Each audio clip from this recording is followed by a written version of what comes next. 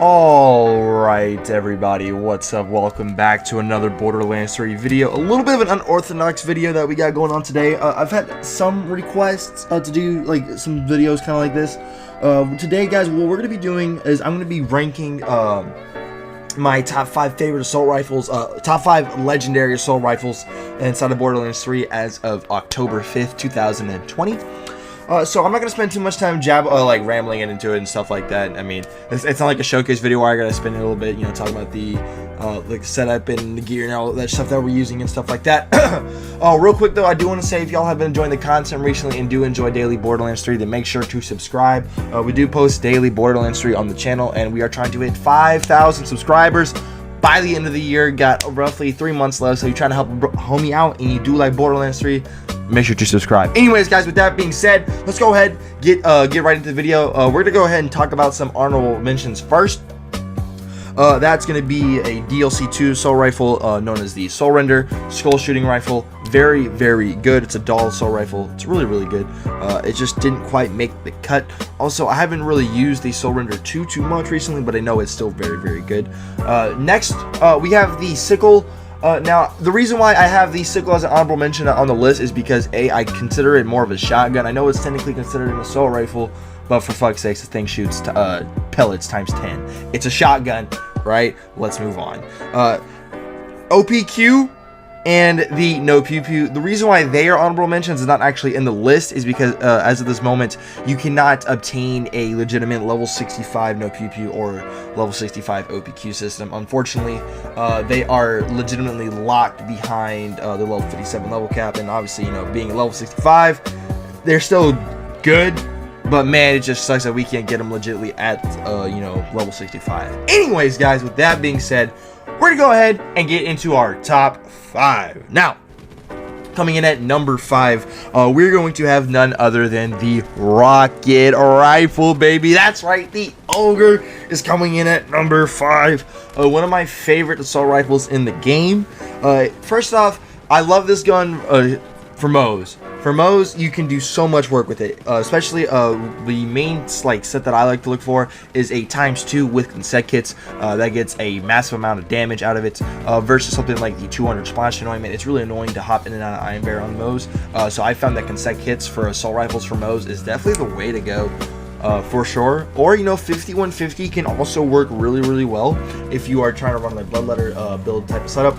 However, with the Ogre, I always run a Blastmaster, and I have found that running the double capstone, short fuse obviously, and forge, and then running a Blastmaster is definitely the way to go to get the Ogre. If you guys want to farm for the Ogre, it's a world drop, or you could go farm the Anointed Alpha on the Anvil in Eden 6. However, that guy is kind of a bitch to freaking farm, so I would definitely just do like some Slaughter Shaft, Cistern Slaughter, any place that has high world drops.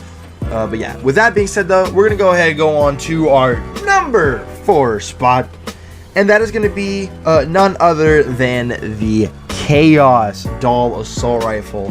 Got a dull weapon in here now. We've already mentioned 2 dull weapons, obviously the Soul Render being the other one that we mentioned in the honorable mentions. And oh yeah, the Chaos means business. So first off, the main perk on this gun is that whenever you kill an enemy, they explode and they have a chance to chain to nearby enemies, which cause massive explosions. For this, I have found that I love some Cryo 5150 on this one.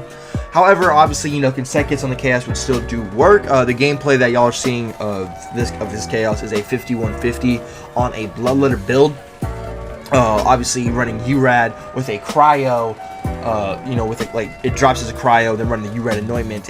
You can obviously do some massive amounts of work. Obviously, radiation explosions chain pretty heavily, and obviously since that just goes hand in hand with its main perk, allowing it for them to, you know, cause explosions around other enemies and they can chain. The Chaos is really good, honestly.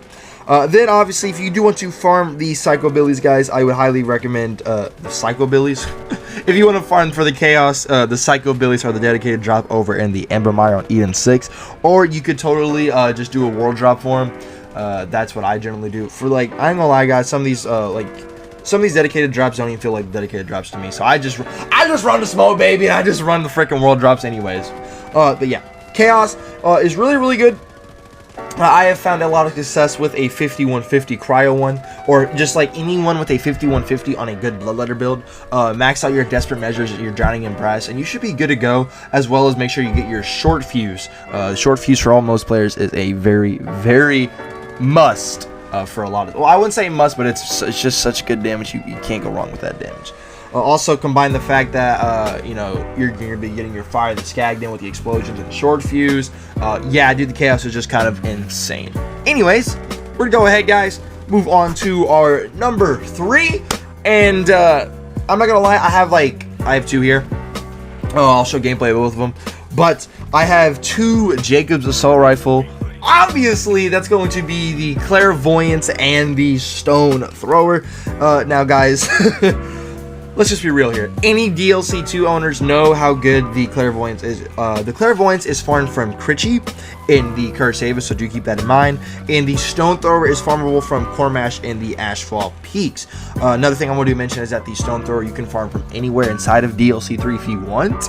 But the Clairvoyance only drops from Kree, so you do have to farm Kree for a Clairvoyance, unfortunately. But just you keep that in mind. If you have DLC 3, any boss in there can drop it, the Stone Thrower. So obviously the Clairvoyance, what it does is that it creates torch stickies on critical hits, and then they explode and ricochet, which is obviously fucking insane. Also, the Clairvoyance only drops in cryo, so do keep that in mind. Also, I think in the gameplay we are using a 50-150 fadeaway setup, and we are using a Clairvoyance and a Stone Thrower masher in the gameplay. Do keep that in mind.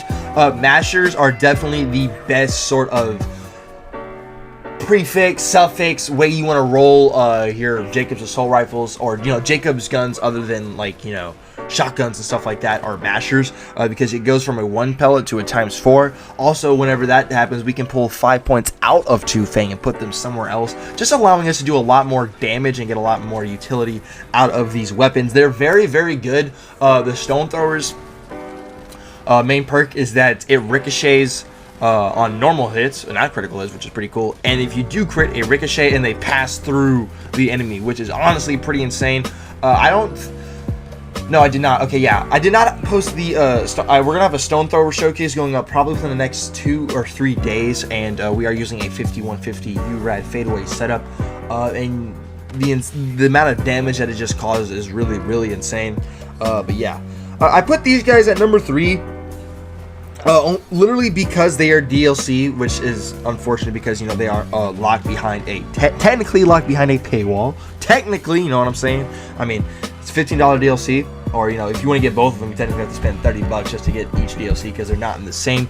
But regardless, guys, if y'all have DLC 2 and have DLC 3 and have not used these guns, y'all are highly missing out, especially for all my fly players out there. Man, the Clairvoyance is a fucking beast, and so is that Stone Thrower. Anyways, guys, those 2 puppies come in at number 3. I figured, you know, I mean, they're real similar. They both do real shit tons of damage. Yeah, I figured I just put both of them at number 3.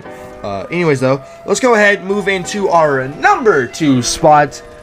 And this is gonna come to no surprise to anybody, especially if y'all been keeping up to date with the channel recently and watch a lot of my stuff. Y'all know how much I love my Breath of the Dying assault rifle.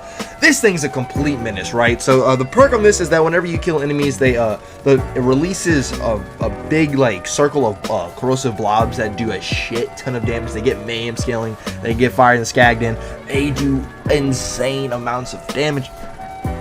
I have found that I love the Breath of the Dying with consecutive hits and not URAD, because the URAD can kind of fuck up the corrosive blobs, and I've just found that consecutive hits and, like, doubling down with consecutive hits on a pearl, or, you know, the pearl is consecutive hits, but doubling down with consecutive hits, a pearl, and then getting yourself a green monster, corrosive old god, boy, oh boy, is this thing disgusting. If y'all have not seen the showcases that we've done on these Breath of the Dying, so I've done one on at level 60, and then I did a recent one for it at level 65, both running consecutive hits, very similar builds. I highly recommend looking at those videos, guys. I love the Breath of the Dying, man. It's super, super good. If you want to farm for it, it's a the main drop is actually a crew challenge. Blinding Banshee over in the Desolation Edge on Necro DeFeo. So do keep that in mind if you do want to get your hands on a Breath of the Dying. That's where you farm the dedicated drop. But it is a world drop, so that's a very, very good thing. The Breath of the Dying is just so goddamn good. The AoE is insane. The damage on it is insane. I mean, we completely shred almost the entire game with this assault rifle. Another doll assault rifle. That's the third one that we mentioned, coming in at number 2. I really do love me some Breath of the Dying, but our number 1 spot, everybody knows how good this gun is, and there's a reason why it's number 1. That's gonna be the Monarch. Now, the reason why we have the Monarch equipped, I'm pretty sure most of y'all know why the Monarch's number 1. The Monarch has literally been good ever since it got introduced in the game on April 23rd with Mayhem 10. Whenever they introduced the Mayhem 6 exclusive drops, the Monarch is a upgraded dictator. It gets an extra pellet, and they fire in a, instead of a line, they fire in a rectangle, so you can actually hit a lot of those ×8 pellets really consistently. It could drop in ×4 or ×8. However, I prefer ×4 because it causes a little bit less reload, which is nice, which means more time shooting, less time reloading, which is obviously very, very good. This thing is just amazing if you do want to farm for it. Obviously, guys, you do got to go farm kilovolt on the Electricity in Promethea, so do keep that in mind. But the Monarch is definitely one of the best guns in the game. I have it at number 1 because there's never been a time where it's been bad. Ever since it's been introduced, it's just been a top tier weapon. Every single build, it's good on Moze, Flak, Amara, Zane, you name it, it's good on them. Like, I remember my first Guardian takedown clear was literally a build with Amara. It's Chadley's Wheel of Pain Amara that I used with 3 fucking consecutive hits: Monarch, Corrosive, Incinerary, and Shock. Yeah, the Monarch's insane. Obviously, guys, Flak players, my homies out there, y'all know that this thing can completely shred Wotan. It can it can melt the Psycho Reaver. It melts just about any boss that doesn't have an immune phase. I mean, it literally just chews through their health. This is a gun that honestly brought back Gorillas in the Mist and made it a very valuable setup, because Gorillas in the Mist with this thing is a completely different beast, completely different breed of mayhem carnage. How good this thing really, really is. I mean, Moze, you can get your short fuse on it. Now, do keep in mind, you're not going to get short fuse for every pellet. You only get it for 1 pellet, but you can still easily completely dump all over the content with this. And then, obviously, with Zane, you can just fire. You could get faster fire rate and just melt people with this thing, especially if you get yourself a cryo one. Man, I have found that I love me some ×4 consec kits, man. Most of the gameplay that I've ever posted with me using a Monarch, I'm pretty sure I may have used a 5150 early in the past, but dude, consec hits all the way with this gun. It's just so gosh darn good. And it comes in at number 1 solely for the fact that it's literally never ever been bad. Ever. That's why it's a number 1. And everybody can get it, because it is a Mayhem 6 gun that drops from kilovolt, which is awesome. Everybody wins here with this gun, dude. It's good on every Vault Hunter. It's never been bad. Everybody can get it. You just gotta farm kilovolt at Mayhem 6 and above. Do keep that in mind. But yeah, guys, that is gonna just about wrap up the video. Hope y'all did enjoy the video. If y'all did enjoy the video, then make sure to drop your love on that like button and subscribe if y'all are new. We're on the road to 5,000 subscribers, trying to hit that by the end of the year. So you know what I'm saying, trying to help your brother out. Subscription is greatly appreciated. And yeah, guys, let me know down in the comments below if y'all want me to make more of these. I could do one of these for like every single archetype of weapon: rocket launcher, sniper, shotgun, pistols, you name it. We could probably do it. It just depends on how this video is received. I don't really know what to expect from this video, but yeah, guys, hope y'all did enjoy this different video from your boy today. My name's Kree, and we'll see y'all in the next one. Peace out, homies.